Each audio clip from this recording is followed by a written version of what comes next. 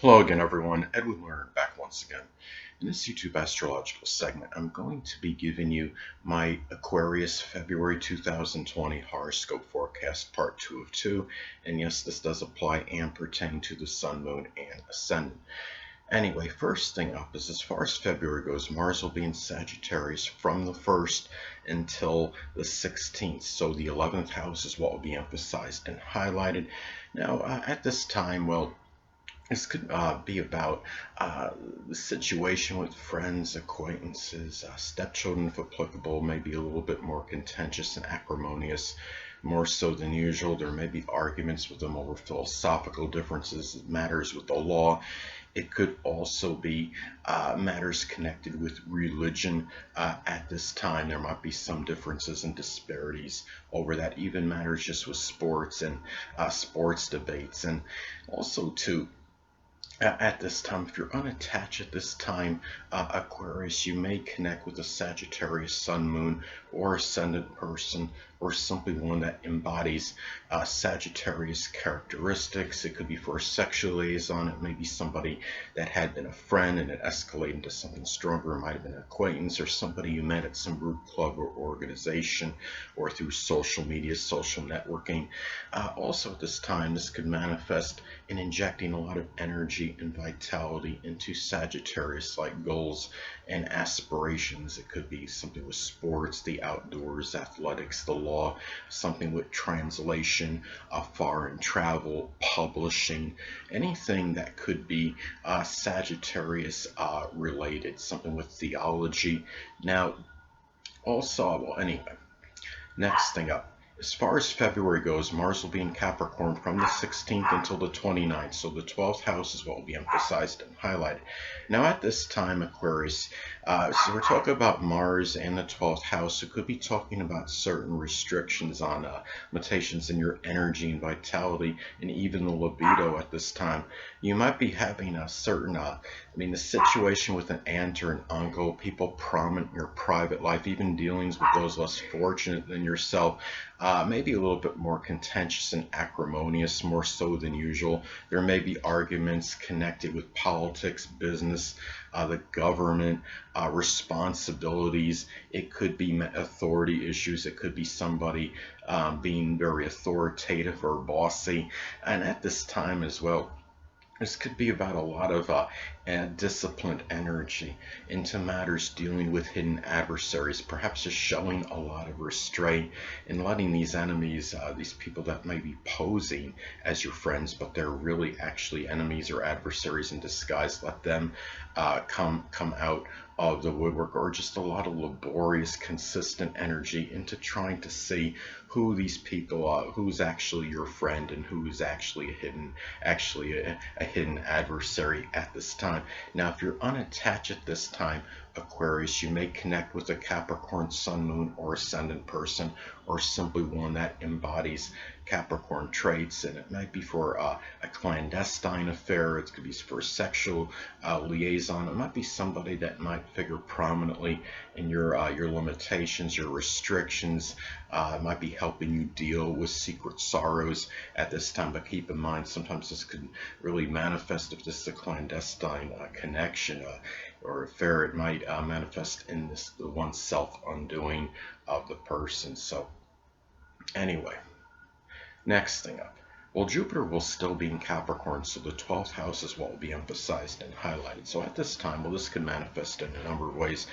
It could be that your exuberance and enthusiasm might be a little bit suppressed and held back at this time, given we're talking about Jupiter and the 12th house, but it could also be very fortuitous for dealing with hidden adversaries, exposing these people with as far as in finding the truth out about these people. And it can be just through a lot of disciplined Capricorn energy, very consistent, laborious Capricorn energy as well. But keep in mind that Jupiter, as I've stated in previous videos, could be rather paradoxical. It could be very strongly benign and benevolent, but it could also have a tendency to enlarge and expand. Now, in some cases, this can enlarge and expand responsibilities, limitations, restrictions, even depressive energy in matters with the less less fortunate than yourself, such as the homeless, the impoverished, the hungry. It could also be, and even with people like an aunt or an uncle or people that are prominent in your private life, it could also expand more depressive, melancholy energy, and really in your secret sorrows, it could add more despondency to it, because remember, Jupiter can enlarge and expand, but this could also be very fortuitous and fortunate period just for 12th house matters in general. It could be through some kind of business that's 12th house related, such as something with the metaphysical, which includes astrology, or something with photography or chemistry, dancing, poetry, something with illusion, anything that could be 12th house related. So anyway, well, the next thing up is that Saturn will still be in Capricorn, so the 12th house is what will be emphasized and highlighted at this time. Well, this could be a period for you, Aquarius, where it might be more about introversion and introspection more so than usual. I have this placement natally, so I understand dealing with this very consistently. Could be a period where the unknown can put you in a state of fear and trepidation at this time. Now, it could also be something where it could be the loss of a father or a grandfather or somebody or an authority figure at this time. Sadly, it could be the death of a father or a grandfather at this time in one's life. Again, I have this position natally, and I lost my father when I was 3 years old, and it's just terrible. But anyway, a lot of this could just manifest in some cases in just laborious work in seclusion and solitude. It could be doing something, a lot of work and a lot of laborious, consistent efforts behind the scenes. Now, in some cases, this could be about an older person or a father in some isolated cases, or even an authority figure. Could be a hidden adversary at this time and could be secretly working against you in some isolated cases. Now, it could also be a time where you're dealing, remember that in some cases that there could be risks that you might have to deal with through betrayal at this time, so just guard against that at this time, Aquarius.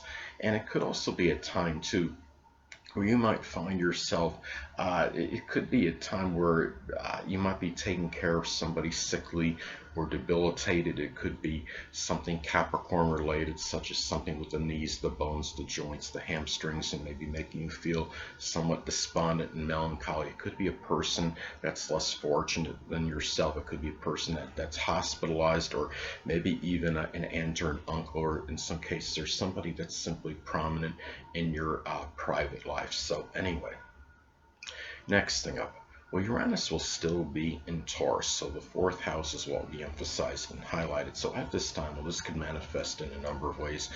The situation at your home life might be a little bit erratic and sporadic. I have Uranus in the 4th house in my progress chart right now, and there's really a lot of instability in my home life. I've moved a number of times, but very peripatetic, so to speak, during the time that Uranus has been in my 4th house in my progress chart. But anyway, could also manifest in some cases about dealing with some unusual, stubborn, obstinate behavior from home family members, people you're close to home with.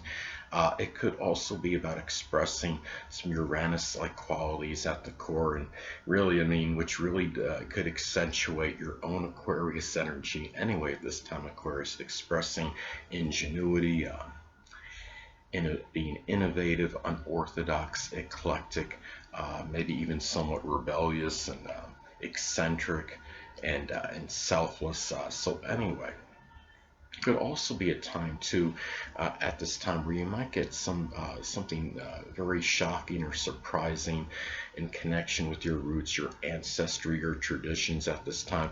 But it could also be a time too where Taurus friendships, they might be maybe Taurus Sun, Moon, or Ascendant people, or simply ones that embody Taurus characteristics, might figure more prominently in terms of your home, your family life, perhaps that end or latter part of your life if you're not currently in it, perhaps getting ready for it.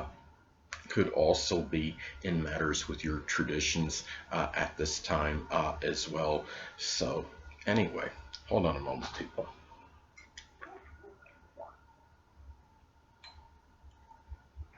Anyway, next thing up is, well, Neptune will still be in Pisces, so the second house is what will be emphasized and highlighted. So at this time, well, at this time, Aquarius, guard against perhaps the fraudulent money-making schemes, or getting involved with the wrong people that might be very duplicitous or deceptive on a monetary level. Read the fine print if you're in some kind of financial arrangement or some situation with somebody. This could also be a time too where, sadly, this could be about the dissipation, dissolving in one's self-worth or self-esteem, and one's finances, but it could also be about, and even possessions, but it could also be about idealism in these matters. It could be a time for you where, on a positive end, Aquarius, you may be doing something Neptune/Pisces related as far as generating income goes. It could be doing something with poetry, dancing, chemistry, photography, something with illusions, special effects, working in anesthesiology, doing pharmaceutical work, even fantasy or fiction writing, anything that could be Neptune related. Now, it could also be about a time, this could also manifest in like the accumulation of Neptune, like possessions, such as things connected with the metaphysical, which includes astrology, things related to poetry, dancing, like dancing shoes. It could be anything that, again, could be connected with Neptune. It could even be fantasy games like Dungeons and Dragons. And the thing about this, too, is that looking at this, remember that this could be a time for you as well where you might be, again, doing something, as far as Neptune related, as far as making money at this time, and accumulation of Neptune, like possessions. And it might also be showing a lot of self-sacrificing energy with your finances, with your resources and possessions at this time. Last but not least, Pluto will still be in Capricorn, so the 12th house is what will be emphasized and highlighted. So at this time, well, this could manifest in a number of ways, but and a lot of you don't want me to say the dreaded D word, but I'm going to anyway. Some cases this could be about, sadly, the actual or literal death of an aunt or an uncle, someone prominent in your private life. It might be somebody that you knew that had been hospitalized for some time. It could be somebody, this could be anything. This could also be, in some cases now, this could also be about the libido being a little bit more diminished. The Pluto and Mars are connected with sexuality. It could be a time too where you might feel at this time getting perhaps power in terms of weeding out hidden adversaries, people that are posing as friends but are really they're really hidden enemies. Or could also be about Plutonian people that could be hidden enemies at this time, such as people working in nuclear physics, or people within the supernatural, occult, astrology, and recycling, insurance, something with transformation, anywhere in a death profession. And also could be dealing with a death that might be really tied into sacred sorrows. I know this could, people could experience this a lot regardless of what transit they're dealing with, but it might be more emphasized and pronounced with a transit like this. And if you're dealing with the death, it's likely you may not be talking about it with too many people at this time. So, and also we're talking about, Pluto, where Pluto's transit chart can show where we're expecting like some kind of infallibility. So just guard against expecting infallibility from an aunt or an uncle, or people that are less fortunate than yourself, people prominent in your private life at this time, or anybody that might be in a 12th house like profession, such as a photographer, or a chemist, or somebody working in like poetry, or dancing, or the metaphysical, which includes astrology. Anyway, people, that will conclude this YouTube astrological segment. Until next time, people, Edwin Learnard saying stay well.